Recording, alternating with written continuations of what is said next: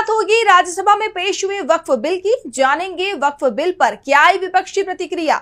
बिहार चुनाव से पहले नीतीश कुमार की बढ़ती मुश्किलों को देखेंगे। राहुल गांधी की विदेश नीति पर उठाए सवालों को। राज्यसभा में मल्लिकार्जुन खड़गे क्यों हुए नाराज और बुलेटिन के आखिर में देखेंगे जाने माने कार्टूनिस्ट इरफान की किस खबर पर पड़ी तिरछी नजर।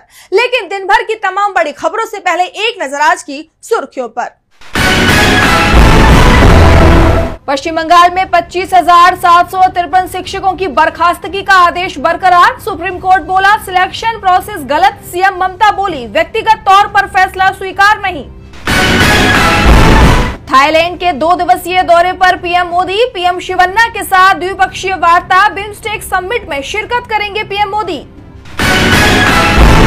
महाराष्ट्र में गरीब बच्चों की शिक्षा पर संकट। बजट के अभाव में फडणवीस सरकार ने लटकाया 2000 करोड़ रुपए का फंड। लाडली बहन समेत कई मुफ्त योजनाओं को बताया जा रहा है वजह।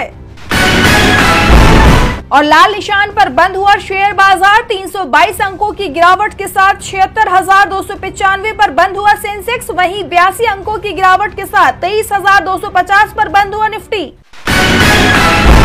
ये तो थी सुर्खियां। अब बात आज की सबसे बड़ी खबर की। वक्फ संशोधन विधेयक 2024 को लेकर पूरे देश में बवाल मचा हुआ है। मुस्लिम संगठनों को विपक्ष और सरकार के सहयोगियों का साथ मिलता भी नजर आ रहा है। सरकार के अपने सहयोगी भी विधेयक से खुश नहीं है। इस बात का अंदाजा मतदान के आंकड़ों से लगाया जा सकता है। कहा यह भी जा रहा है कि बिल राज्यसभा में फंस सकता है। देखिए ये रिपोर्ट। वक्फ संशोधन विधेयक 2024 लोकसभा में पास होने के बाद राज्यसभा में पेश किया गया। लेकिन चर्चा इस बात की भी हो रही है कि भले ही लोकसभा में बिल पास हो गया है, लेकिन इस बिल के समर्थन में जितने वोट पड़े उसने सरकार की चिंता को बढ़ा दिया है।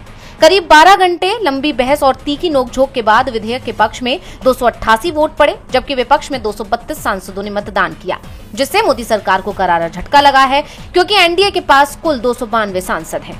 लेकिन बिल के समर्थन में सिर्फ 288 वोट पड़े। यानी साफ है कि एनडीए में शामिल कई लोग इस बिल से सहमत नहीं हैं। लेकिन जैसे तैसे खींचतान करके सरकार ने इसे लोकसभा से तो पास करवा लिया। अब सभी की नजरें राज्यसभा पर टिकी हैं। कहा जा रहा है कि असल परीक्षा इसी सदन में मानी जा रही है।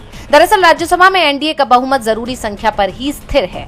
ऐसे में गठबंधन के किसी भी दल के किसी भी सांसद का इधर उधर होना विधेयक को पास कराने की राह में रोड़ा बन सकता है। वक्फ संशोधन विधेयक लोकसभा में एनडीए के बहुमत की वजह से पास हो गया। हालांकि इसे चुनौती राज्यसभा में मिलने की संभावना है। राज्यसभा में कुल सांसद 245 हो सकते हैं। हालांकि मौजूदा समय में सदन में 236 सांसद हैं, वहीं 9 सीटें खाली हैं। राज्यसभा में कुल 12 सांसद नामित हो सकते हैं, लेकिन इनकी संख्या फिलहाल 6 है। इस लिहाज से राज्यसभा में वक्फ संशोधन विधेयक को पास कराने के लिए 119 सांसदों के समर्थन की जरूरत होगी। लेकिन लोकसभा में टीडीपी सांसद के रुख ने बीजेपी की परेशानी को बढ़ा दिया है। साथ ही बिल के खिलाफ जेडीयू नेता के सुप्रीम कोर्ट जाने के ऐलान ने भी बीजेपी और खासकर नीतीश कुमार पर दबाव बना दिया है।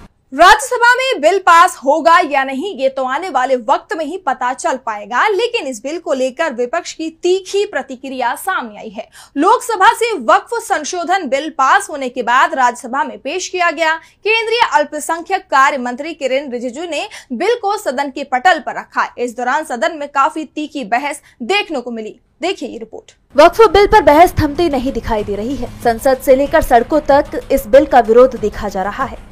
सरकार इस बिल को लागू करने पर अड़ी हुई है, तो विपक्ष के साथ साथ बीजेपी के सहयोगी भी इस बिल का विरोध कर रहे हैं। अब इस मामले में कांग्रेस संसदीय दल के अध्यक्ष सोनिया गांधी का बयान आया है। कांग्रेस पार्लियामेंट्री पार्टी यानी सीपीपी की बैठक में सोनिया गांधी ने कहा कि ये बिल केंद्र सरकार ने लोकसभा में जबरन पारित करवाया है। ये विधेयक संविधान पर एक हमला है। ये हमारे समाज को स्थायी रूप से तोड़ने की बीजेपी की सोची समझी रणनीति का हिस्सा है। मोदी सरकार देश को रसातल में ले जा रही है। वो संविधान को ध्वस्त करना चाहते हैं। संविधान केवल कागजों पर रह जाएगा। तो वहीं राज्यसभा में आप सांसद संजय सिंह ने वक्फ संशोधन विधेयक का विरोध करते हुए कहा कि ये कानून एक विशेष समुदाय को निशाना बनाता है। संजय सिंह ने आरोप लगाया कि बीजेपी इस तरह के कानूनों के जरिए आने वाले वक्त में एक एक करके सभी अल्पसंख्यक समुदाय को निशाना बनाएगी। बीजेडी ने भी वक्फ बिल के नियमों पर आपत्ति जताई और बीजेपी का साथ देने वाले जेडीयू के विधायक गुलाम रसूल बलियावी ने वक्फ बिल के खिलाफ सुप्रीम कोर्ट जाने की बात कही है। बलियावी ने इस बिल को लेकर अपनी पार्टी के भीतर ही असहमति जताई है। उन्होंने चेतावनी दी कि अगर ये बिल लागू हुआ तो मुस्लिम समुदाय देश भर में आंदोलन कर सकता है। ऐसे में मोदी सरकार की परेशानी बढ़नी तय मानी जा रही है। अब भले ही बीजेपी ने वक्फ संशोधन विधेयक पेश कर दिया हो और जेडीयू की तरफ से केंद्रीय मंत्री ललन सिंह ने इसका समर्थन करते हुए नरेंद्र मोदी की काफी तारीफ भी की हो, लेकिन बीजेपी का साथ देने का नुकसान अब नीतीश कुमार को उठाना पड़ सकता है, क्योंकि जेडीयू के कई नेता अब नाराज बताए जा रहे हैं, जिसके कारण 4 अप्रैल को पार्टी की एक अहम बैठक रद्द करनी पड़ी। देखिए रिपोर्ट। वक्फ संशोधन बिल 2024 को लेकर जनता दल यूनाइटेड यानी जेडीयू में भी असंतोष की आग भड़क उठी है। लोकसभा में देर रात इस बिल के पारित होने के बाद पार्टी के सीनियर नेता डॉक्टर मोहम्मद कासिम अंसारी ने सभी पदों से इस्तीफा दे दिया है। एनडीए गठबंधन का हिस्सा होने के बावजूद जेडीयू के बिल का समर्थन करने के फैसले ने पार्टी के अंदर बगावत को हवा दी है। कासिम अंसारी ने अपना त्याग पत्र पार्टी अध्यक्ष और बिहार के मुख्यमंत्री नीतीश कुमार को भेजा, जिसमें उन्होंने लिखा कि मुझे और लाखों करोड़ों भारतीय मुसलमानों को नीतीश कुमार पर सेक्युलर विचारधारा के लिए भरोसा था, जो अब टूट गया है। उन्होंने लोकसभा में जेडीयू सांसद ललन सिंह के बिल के समर्थन में दिए गए बयान की भी आलोचना की और इसे बेहद निराशाजनक बताया। इसके साथ ही जेडीयू के राष्ट्रीय महासचिव और पूर्व राज्यसभा सांसद गुलाम रसूल बलियावी ने भी बिल के खिलाफ कड़ा रुख अपनाया है। बलियावी ने कहा कि वक्फ बिल के लोकसभा से पास होने के साथ ही सेक्युलर और कम्युनल दोनों का चेहरा बेनकाब हो गया है। हम इसके खिलाफ सुप्रीम कोर्ट का दरवाजा खटखटाएंगे। उन्होंने ये भी बताया कि जल्द ही इदारा-ए-शरिया की बैठक बुलाकर कानूनी लड़ाई की रणनीति तैयार की जाएगी। बलियावी ने बिल में बदलाव के लिए कई सुझाव दिए थे, लेकिन उनकी अनदेखी होने पर वे और सख्त कदम उठाने को तैयार है। बिहार चुनाव से पहले पेश हुए वक्फ बिल ने जेडीयू के लिए मुसीबतें खड़ी कर दी हैं। इस बिल के चलते सीएम नीतीश के हाथों से एक बड़ा वोट बैंक खिसक सकता है। तो इस बीच विदेश नीति पर एक बार फिर लोकसभा में विपक्ष के नेता राहुल गांधी ने मोदी सरकार पर तीखा हमला बोला है। उन्होंने देश की जमीन पर चीन के कब्जे और अमेरिका के 26% टैरिफ को लेकर सरकार की विदेश नीति पर सवाल उठाए हैं। तो क्या सवाल उठाए राहुल गांधी ने, देखिए ये रिपोर्ट। कांग्रेस सांसद राहुल गांधी ने केंद्र की मोदी सरकार पर तीखा हमला बोला है। उन्होंने सरकार की विदेश नीति को रीढ़ विहीन यानी कि स्पाइनलेस करार देते हुए चीन के 4000 वर्ग किलोमीटर भारतीय जमीन पर कब्जे और अमेरिका के लगाए गए 26% टैरिफ को लेकर सवाल उठाए हैं। राहुल ने कहा कि जब चीन ने हमारी जमीन पर कब्जा कर रखा है, तब विदेश सचिव का चीनी राजपूत के साथ केक काटना हमारे देश के शहीदों और जवानों का अपमान है। Speaker sir, it's a known fact that China is sitting on 4,000 square kilometers of our territory. I was shocked some time back to see that our foreign secretary was cutting a cake with the Chinese ambassador. Rahul ने अपनी दादी इंदिरा गांधी का जिक्र करते हुए कहा कि उन्होंने कहा था कि विदेश नीति में हम न लेफ्ट की तरफ झुकते हैं और न राइट की तरफ, बल्कि अपनी रीढ़ सीधी रखते हैं। वहीं उन्होंने आरोप लगाया कि बीजेपी और आरएसएस भी लेफ्ट या राइट नहीं झुकते हैं, बल्कि विदेशियों के सामने सीधे झुक जाते हैं। यही उनका इतिहास भी है। ऐसा कहकर राहुल ने इशारों में सावरकर को लेकर भी बीजेपी पर तंज कस दिया है। इसके साथ ही राहुल ने ये भी जिक्र किया कि साल 2020 में गलवान घाटी में हमने अपने 20 सैनिक खोए थे, लेकिन सरकार सामान्य स्थिति बहाल करने से पहले जमीन वापस लेने की दिशा में कोई ठोस कदम नहीं उठा रही है। दूसरी ओर अमेरिका के लगाए गए टैरिफ को राहुल ने इकोनॉमी के लिए विनाशकारी बताया। खासकर ऑटो और फार्मा सेक्टर पर इसका बुरा असर पड़ेगा। राहुल ने सरकार से इन मुद्दों पर तत्काल जवाब मांगा है। अब सरकार राहुल के इस हमले का क्या जवाब देती है, ये देखना होगा। अब सरकार राहुल के इस हमले का क्या जवाब देती है, ये देखना होगा। वहीं राज्यसभा में कांग्रेस अध्यक्ष मल्लिकार्जुन खड़गे ने भी अपना तेज गुस्सा दिखाया। दरअसल बीजेपी सांसद अनुराग ठाकुर ने लोकसभा में खड़गे पर भ्रष्टाचार के आरोप लगाए थे, जिसे खड़गे ने खारिज करते हुए बीजेपी सांसद को बड़ी चुनौती दे दी है। तो आखिर क्या है पूरी खबर, आइए देखते हैं इस रिपोर्ट में। कांग्रेस अध्यक्ष और राज्यसभा में विपक्ष के नेता मल्लिकार्जुन खड़गे ने गुरुवार को बीजेपी सांसद अनुराग ठाकुर की तरफ से लोकसभा में उनके खिलाफ लगाए गए आरोपों को निराधार बताते हुए कड़ा जवाब दिया। खड़गे ने ठाकुर को चुनौती दी कि वे अपने आरोप साबित करें, वरना संसद से इस्तीफा दें। उन्होंने कहा कि अगर आरोप सिद्ध हो जाते हैं तो वो खुद इस्तीफा दे देंगे। Shri Thakur cannot prove his allegation, he has no right be in parliament, he should resign. I seek, and if it is proved, I will resign. बता दें कि ये विवाद तब शुरू हुआ जब ठाकुर ने 2 अप्रैल को लोकसभा में वक्फ संपत्तियों में भ्रष्टाचार के आरोप में कर्नाटक के कांग्रेस नेताओं के साथ खरगे का नाम जोड़ा था। उनके इस बयान से सदन में हंगामा मच गया, जिसके बाद ठाकुर को अपनी टिप्पणी वापस लेनी पड़ी। राज्यसभा में शून्यकाल के दौरान खरगे ने कहा कि ठाकुर की टिप्पणी से उनकी प्रतिष्ठा को ठेस पहुंची है। उन्होंने अपने 60 साल के राजनीतिक जीवन को खुली किताब बताते हुए इन आरोपों को झूठा करार दिया। खरगे ने मांग की कि ठाकुर के साथ साथ राज्यसभा में सदन के नेता जेपी नड्डा भी माफी मांगे।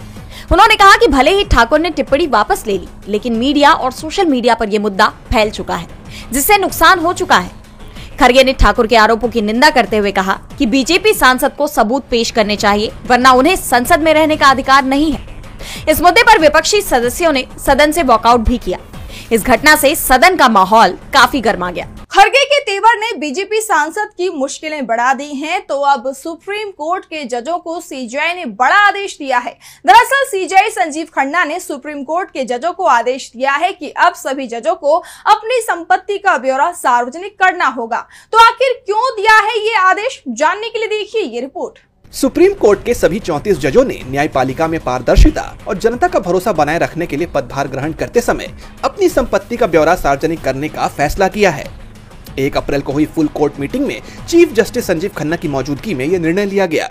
जजों ने कहा कि संपत्ति की जानकारी सुप्रीम कोर्ट की आधिकारिक वेबसाइट पर अपलोड की जाएगी। हालांकि ये घोषणा स्वैच्छिक होगी।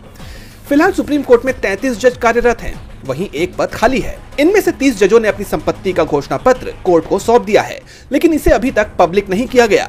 ये कदम दिल्ली हाईकोर्ट के जज यशवंत वर्मा के मामले के बाद उठाया गया है।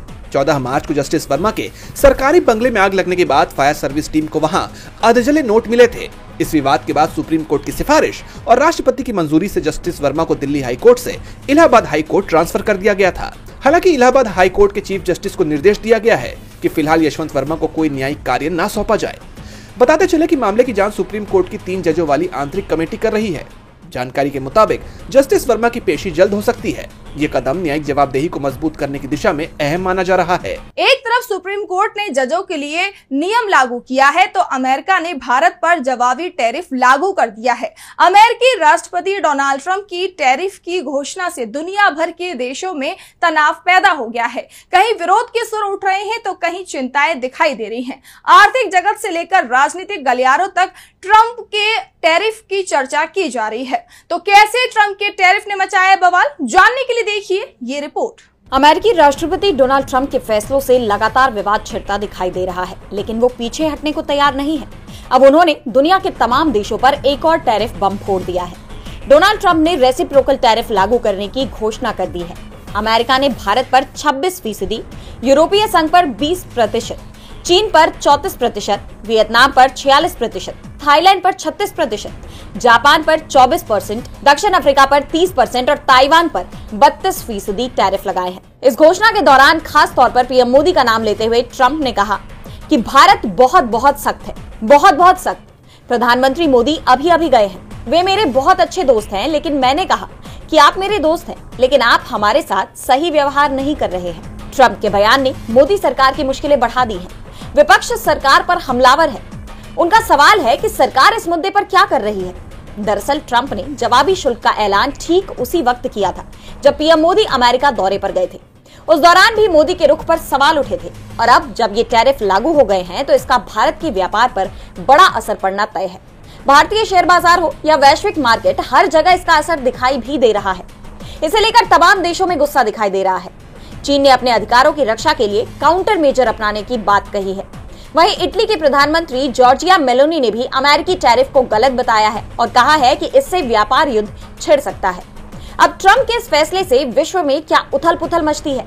क्या सचमुच ट्रेड वॉर की शुरुआत होने जा रही है? ये आने वाले वक्त में साफ हो जाएगा। और बुलेटिन के आखिर में देखेंगे जाने माने कार्टूनिस्ट इरफान की किस खबर पर पड़ी तिरछी नजर।